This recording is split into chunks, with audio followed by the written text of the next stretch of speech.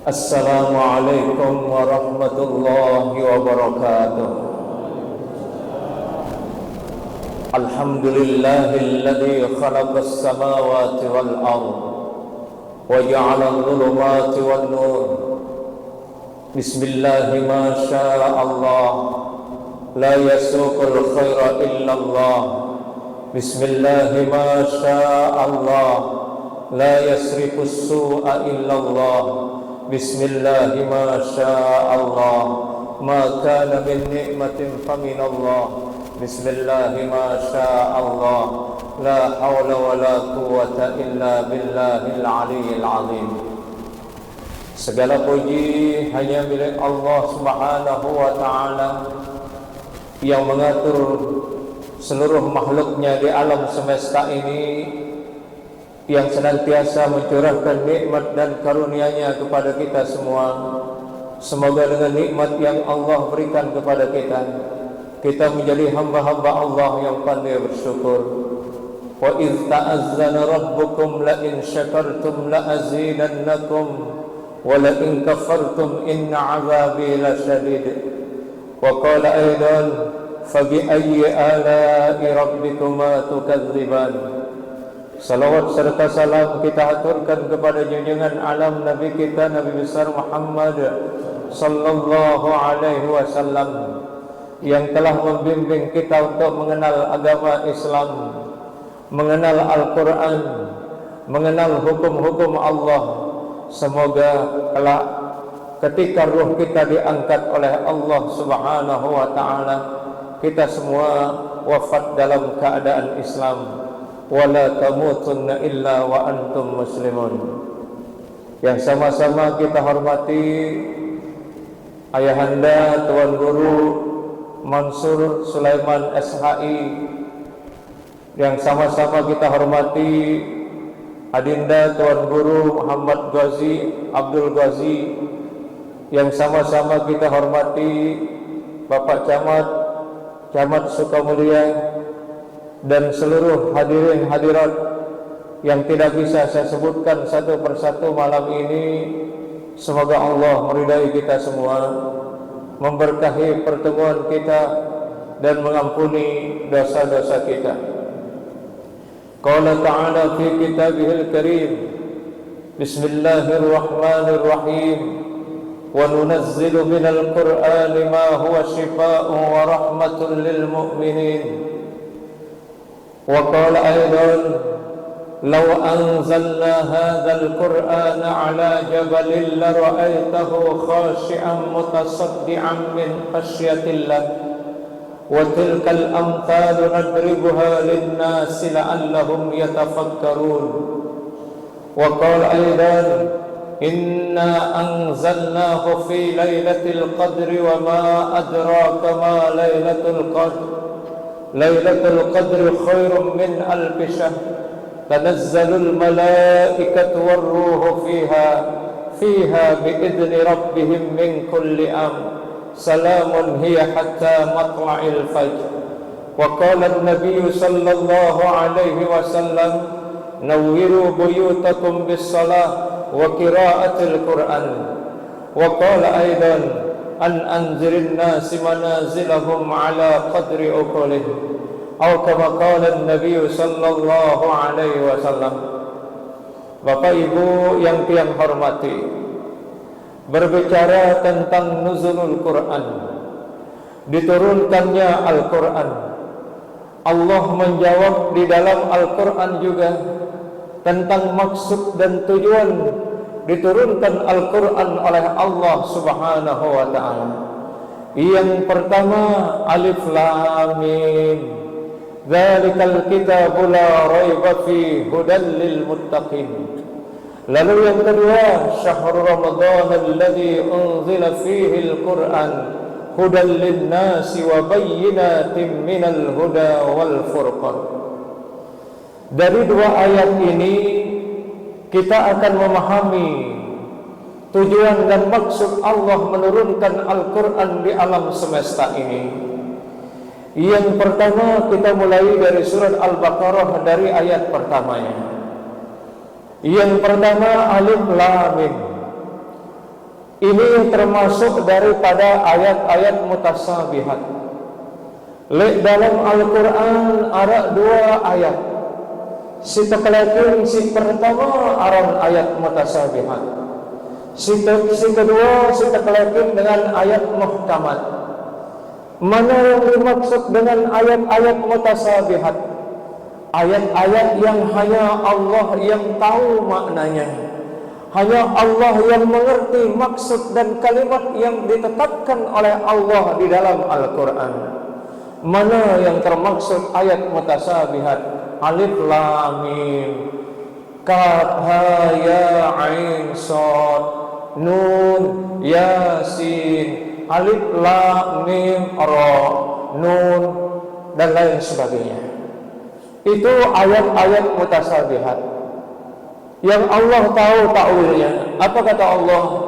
Wa ma ya'lamu ta'wilahu illallah.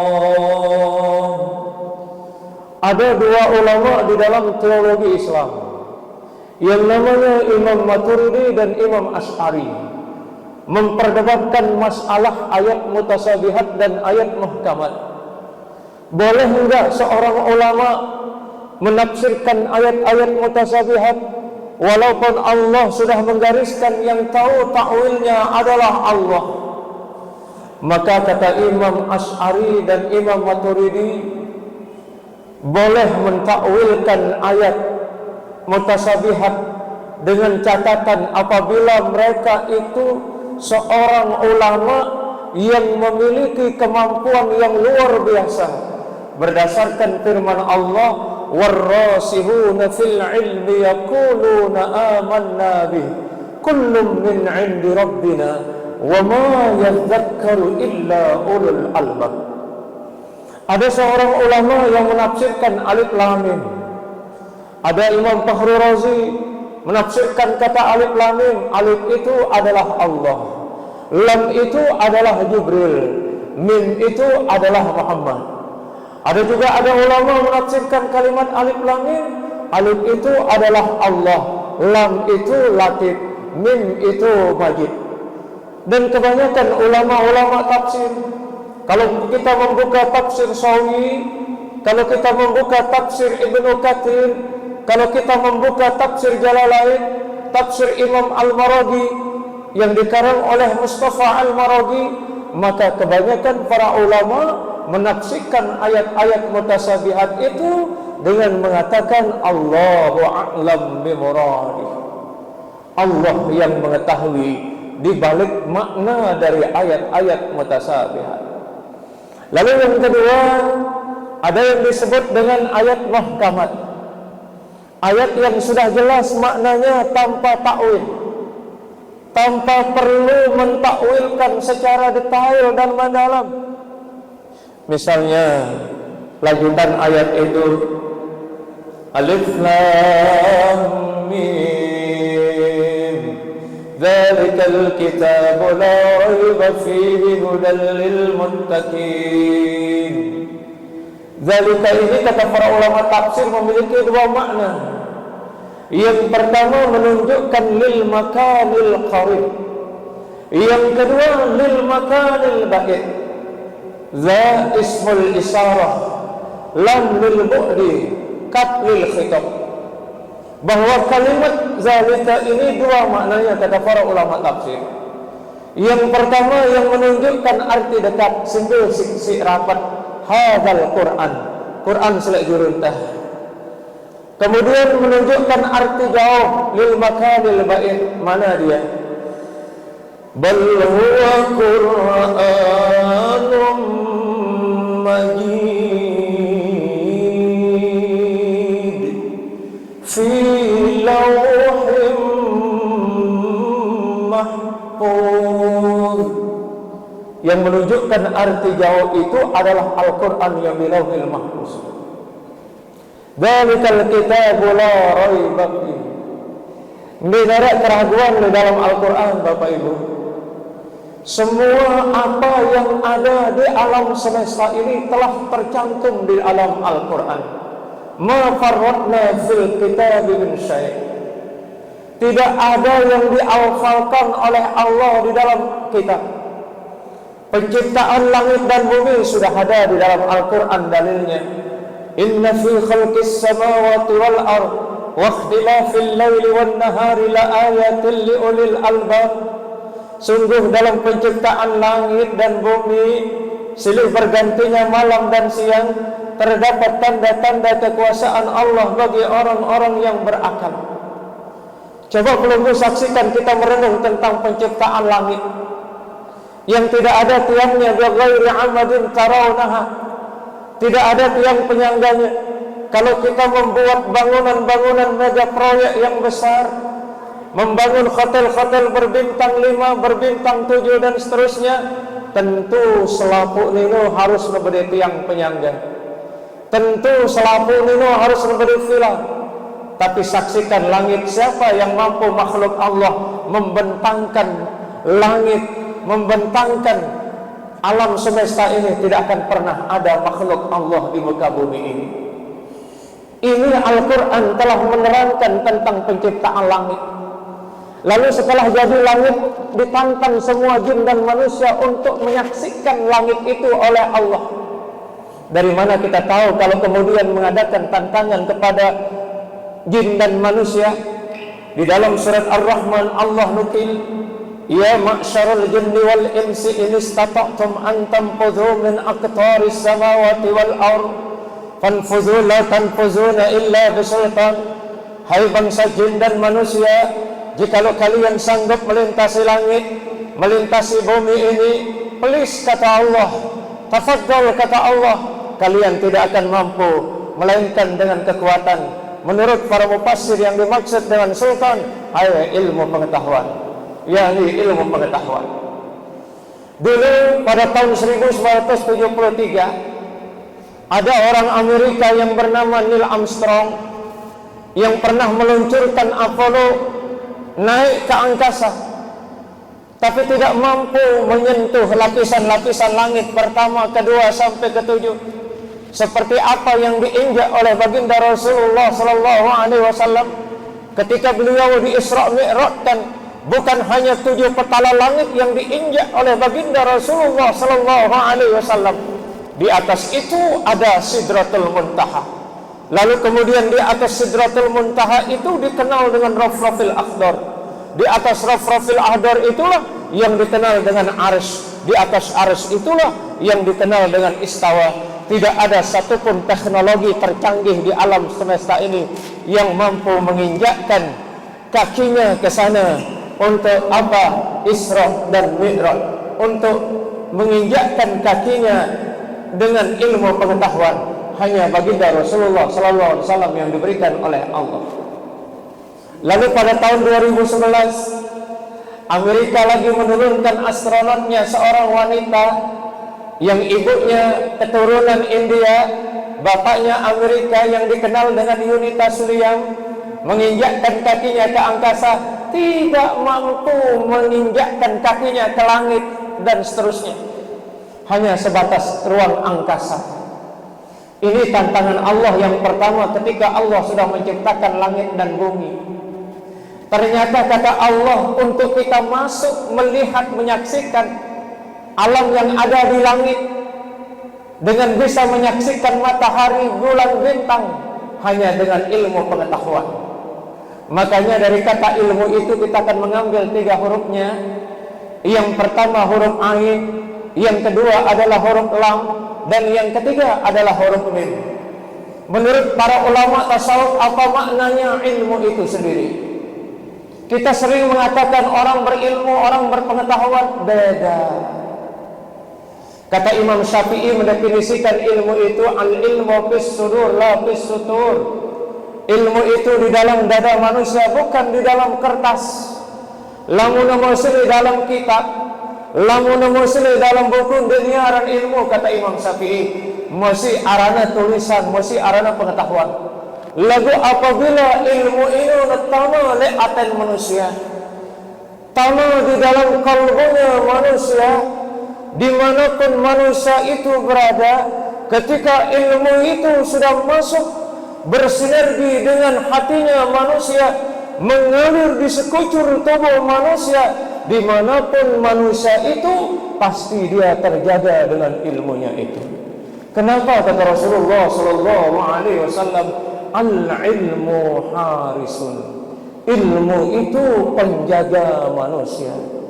Yang kedua kata Rasulullah sallallahu alaihi wasallam, bila mana ilmu itu telah terfatri dalam dada manusia, sudah terselubung di dalam hatinya manusia, maka dia akan menjelma menjadi cahaya. Sebagaimana yang diunggah oleh baginda Rasulullah sallallahu alaihi wasallam, al-ilmu nurun. Ilmu itu adalah cahaya. Dia akan menerangi pemiliknya, dia akan menjaga pemiliknya. Banyak orang yang dikatakan berilmu tinggi, tetapi jatuh dalam kubangan kehancuran. Kenapa? Karena ilmunya hanya di otak, ilmunya hanya pada hafalan-hafalan, ilmunya baru masih dalam tataran pengetahuan, belum masuk dalam lubuk hati. Kalau masuk dalam lubuk hati, dimanapun orang itu berada, pasti ilmunya akan mendampinginya sampai dia berjumpa dengan Allah Subhanahu wa ta'ala. Lalu apa kata ilmu itu? Apa makna dari huruf dari kata ilmu itu? Yang pertama huruf ain, maknanya illiyin. Berdasarkan firman Allah di dalam surat Al-Mujadalah, ya ayyuhalladzina amanu idza qila lakum tafassahu fil majalis fafsahu yafsahillahu lakum wa idza qila inshuzu fansuzu yarfa'illahu alladhina amanu minkum walladzina utul ilma darajat. Di dalam potongan ayat ini kita akan menemukan kaidah ilmu, bagaimana orang yang berilmu itu diangkat derajatnya oleh Allah setinggi-tingginya. Makanya di dalam ayat ini Allah mengumumkan kepada siapa saja yang memiliki ilmu pengetahuan. Allah berjanji mengangkat derajat orang-orang beriman di antara kalian semua dan mengangkat derajat orang-orang yang berilmu. Makanya tidak heran orang yang berilmu bisa jadi bupati, tidak heran orang yang berilmu bisa menjadi kepala dinas, tidak heran orang yang berilmu bisa menjadi kades, bisa menjadi kadus, bisa menjadi camat. Tidak mungkin orang yang tidak pernah sekolah akan diangkat menjadi camat. Tidak mungkin orang yang tidak bersekolah akan diangkat menjadi kepala dinas. Hancur kehidupan ini kalau orang yang tidak berilmu akan diangkat, diberikan posisi yang tinggi. Apa kata Rasulullah sallallahu alaihi wasallam? Idza wusidal amru ila ghairi ahlihi fantaziris sa'ah. Manakala satu kepemimpinan itu dipegang bukan ahlinya, tunggu kehancuran. Kalau orang matematika disuruh ngurus agama, hancur agama. Kalau orang agama disuruh ngurus laut, nanti dia akan jadi bajak laut. Seorang ustaz disuruh ngurus hutan, nanti dia jadi orang hutan. Kenapa dia illegal logging, dia babat, dia basmi hutan-hutan. Makanya Allah mengilustrasikan perjalanan manusia di surat Yasin untuk mengambil iktibar. Ahlan wa sahlan Pak Wabuk, selamat datang.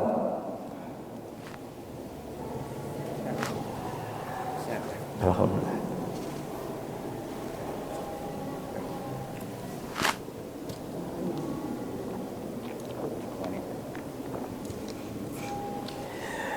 Lanjut Pak Wabuk, izin.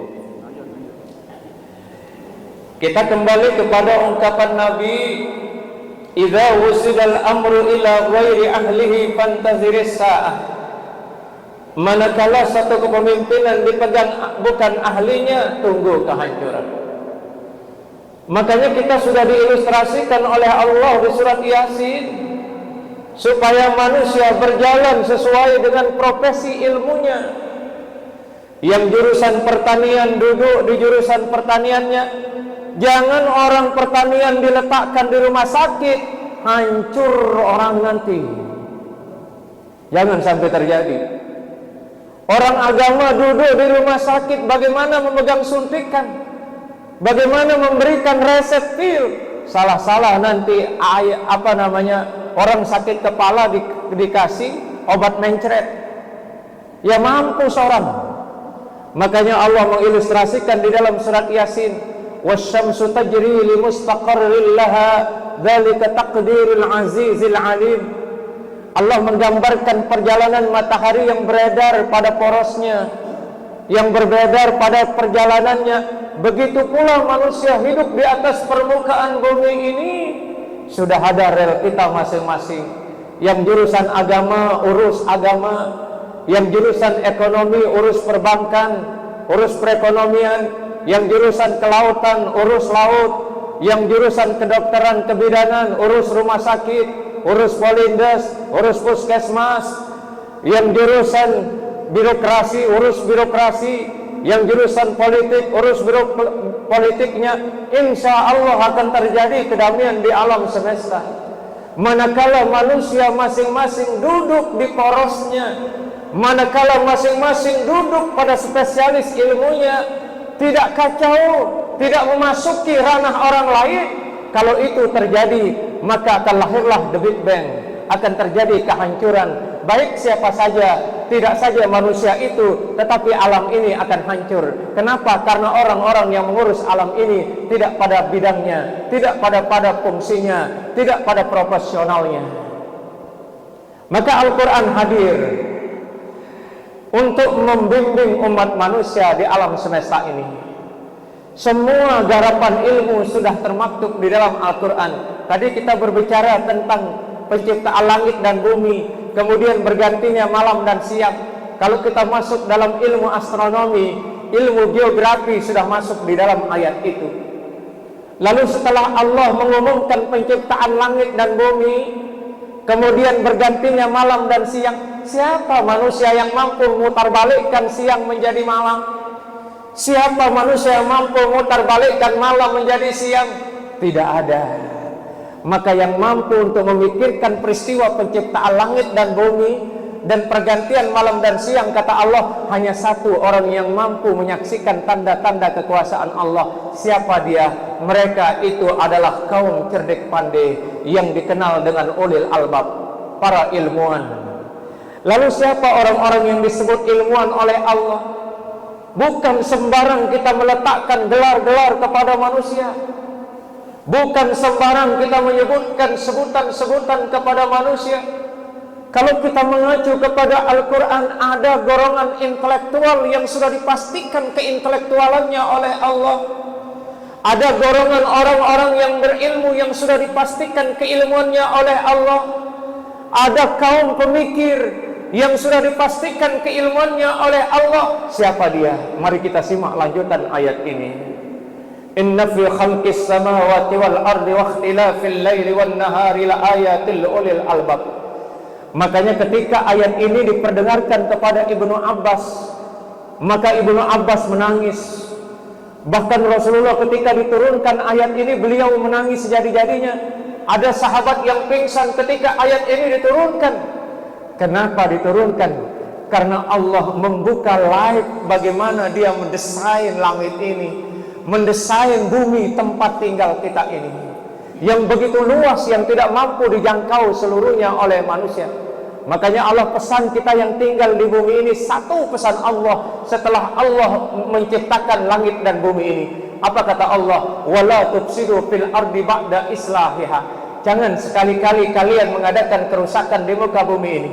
Tapi sayang seribu sayang, setelah Allah mengamanatkan langit dan bumi, ternyata banyak manusia merusak.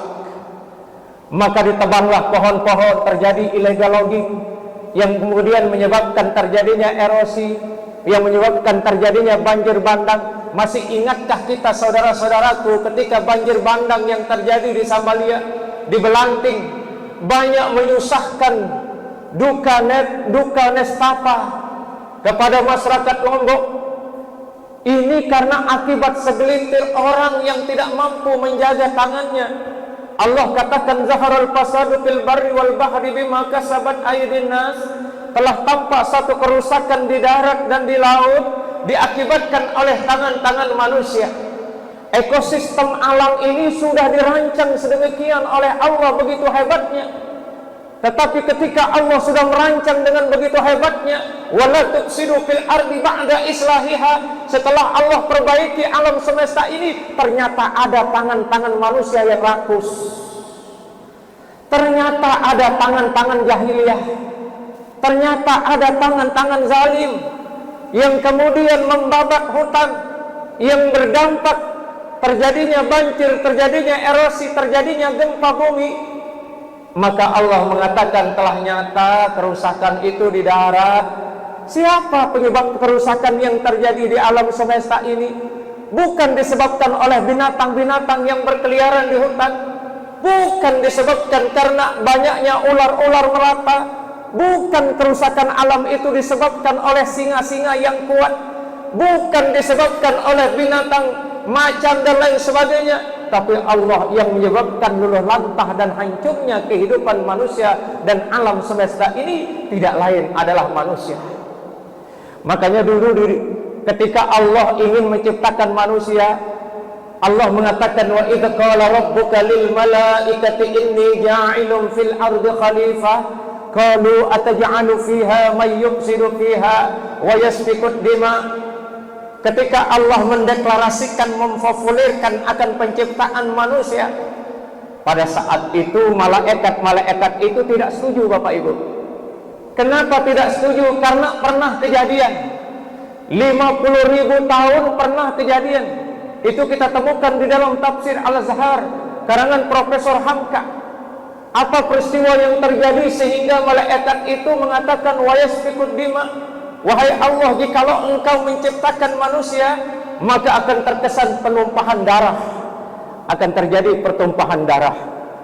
Maka oleh sebab itu Bapak Ibu, ada satu kisah yang namanya Azazil yang diabadikan di dalam banyak riwayat.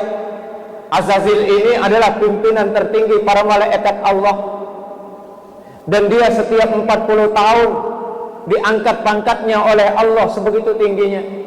Namun apa, setelah penciptaan Nabi Adam, Allah bertitah kepada seluruh para malaikat termasuk pimpinan yang tertinggi pada saat itu Azazil. Wahai Azazil, hormati Adam. Kata Allah, Azazil mengatakan, masa orang yang baru lahir aku hormati, sementara saya beribu-ribu tahun menyembahmu ya Allah, tidak pernah melupakan pengabdian kepadamu, aku sujud beribu-ribu tahun ya Allah. Kenapa? Dalam riwayat itu 12.000 tahun bersujud Azazil ini Bapak Ibu, bersujud di hadapan Allah. Namun apa kesalahannya? Dia tidak mau menghormati Nabi Adam alaihissalam. Maka ketika malaikat Israel, ada malaikat Mikail, kemudian di situ lewat di arsy, kemudian menyaksikan ada tulisan bahwa ada di antara malaikat yang dikutuk oleh Allah dalam keadaan salahnya sedikit, tetapi dikutuk oleh Allah. Apa kesalahannya? Melanggar perintah Allah, tidak mau menghormati Nabi Adam. Maka kemudian dia diturunkan oleh Allah, dirubahlah namanya menjadi iblis laknatullah. Yang dulu orang yang taat kepada Allah. Itulah kemudian alasan malaikat tidak mau ada manusia, tapi Allah menjawab, aku lebih tahu daripada kalian, kata Allah Subhanahu wa ta'ala. Terakhir kita kembali karena sudah ada Pak Bupati, Wakil Bupati. Yang kedua dari kata ilmu itu alif. Itu artinya latif. Orang yang berilmu itu diberikan lemah lembut oleh Allah. Maka kita kembali kepada akhir surat Al-Imran. Siapa orang yang mampu memikirkan langit dan bumi? Mereka adalah al-albab. Mereka adalah para insan cendekia, orang-orang yang jenius. Tapi siapa sesungguhnya orang yang cerdas di mata Allah itu? Alladzina yadhkuruna Allaha qiyaman wa qu'udan wa 'ala junubihim wa yatafakkaruna fi khalqis samawati wal ardh Rabbana ma khalaqta hadza batila subhanaka faqina 'adzabannar.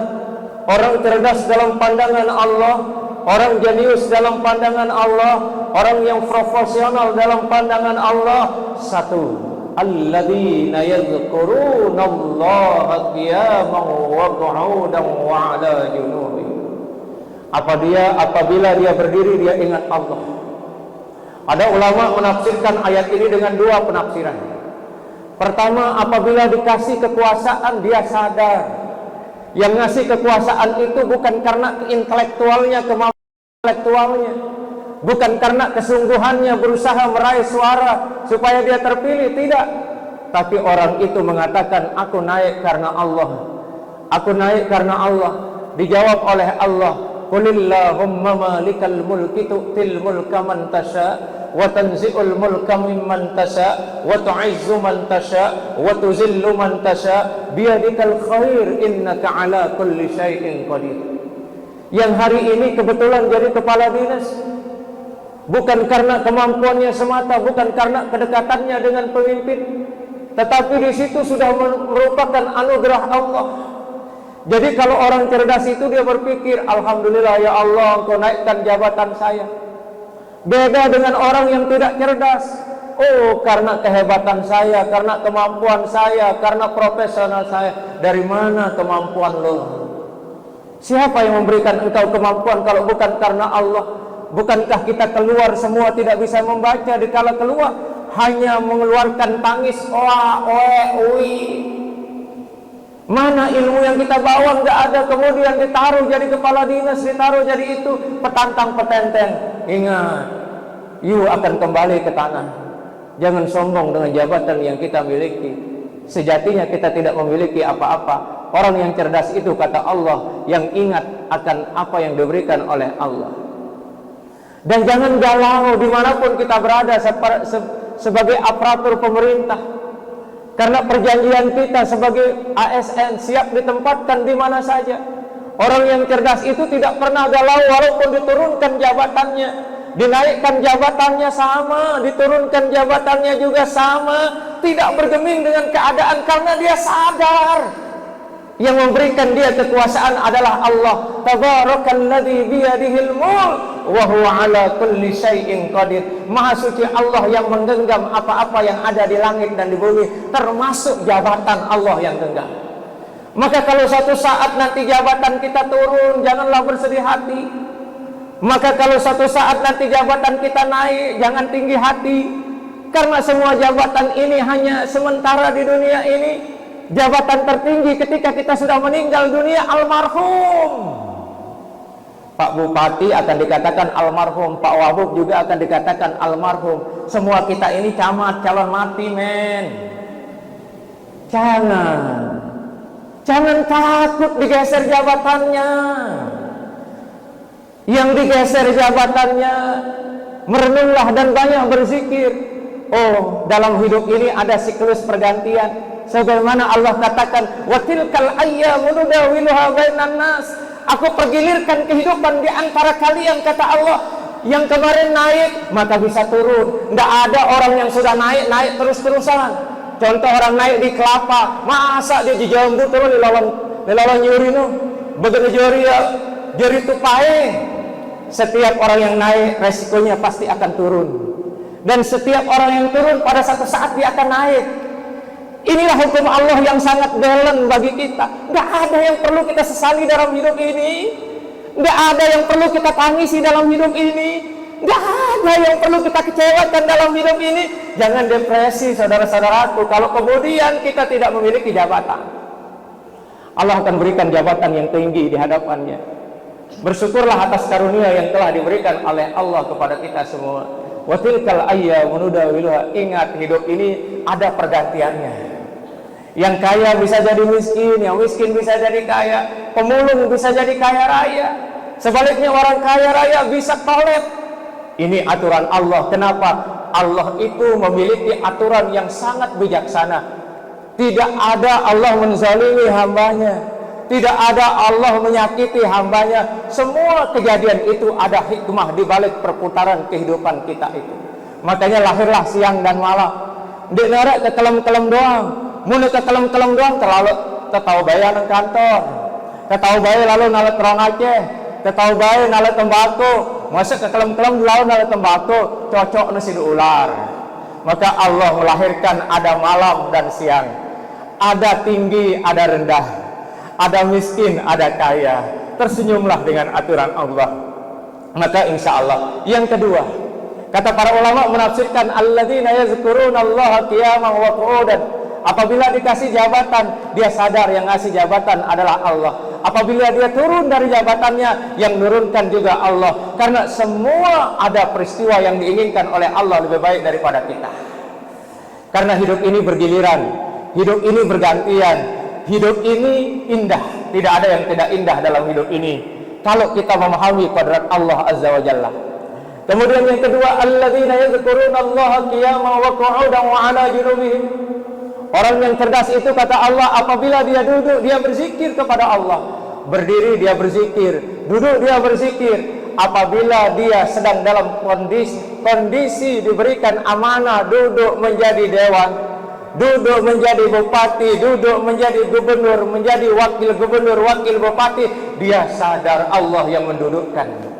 Maka bagi orang yang cerdas adalah dia berzikir kepada Allah. Subhanallah, terima kasih ya Allah, Maha suci Engkau ya Allah yang telah menganugerahkan jabatan ini. Mudah-mudahan saya menjadi orang yang amanah, mudah-mudahan saya menjadi orang yang adil, mudah-mudahan saya menjadi orang yang jujur. Hebat, good pemimpin seperti itu.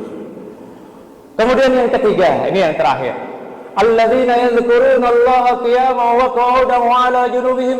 Apabila dia sudah berbaring, sudah tidak punya daya lagi, udah dari tegak kemudian duduk kemudian berbaring, dia tidak lupa juga Allah. Ya Allah, alhamdulillah saya sudah pensiun mengabdi pada bangsa dan negara ini. Saya sudah berumur 60 tahun, cukuplah pengabdian saya. Tidak ada yang bisa dipertahankan. Sehebat-hebat kita hari ini punya jatah pensiun, dan sehebat-hebat kita hari ini bakalan sudah diintip oleh liang lahat dan sudah siap kain kapan untuk membungkus kita. Maka lewat nuzulul Quran ini, pesan Al-Quran ada dua. Kenapa Al-Quran diturunkan oleh Allah? Satu, hudal lil muttaqin, menjadi petunjuk bagi orang-orang yang bertakwa. Yang kedua, hudal linnas, menjadi petunjuk bagi semua manusia. Nabi berpesan, maka aku tinggalkan kalian dua pusaka yang tidak akan pernah menyesatkan kalian selama-lamanya, yakni Al-Quran dan Al-Hadis. Barangkali ini yang menjadi renungan bagi kita semua. Mudah-mudahan semua kita yang hadir pada malam ini diberkahi oleh Allah, diberikan kedamaian dan ketenangan dalam menjalani kehidupan kita, dan mudah-mudahan akhir hidup kita semua husnul khatimah. Wa ma taufiqi illa billah, alaihi tawakkaltu wa ilaihi unib. Burung irian, burung cendrawasih, sekian dan terima kasih. Kalau ada jarum yang patah, jangan simpan dalam laci. Kalau ada kata kusairi salah, jangan lapor sama Pak Polisi. Burung petuk, burung kecial, tetu-tetu isi, agenda daripada sial. Assalamualaikum warahmatullahi wabarakatuh.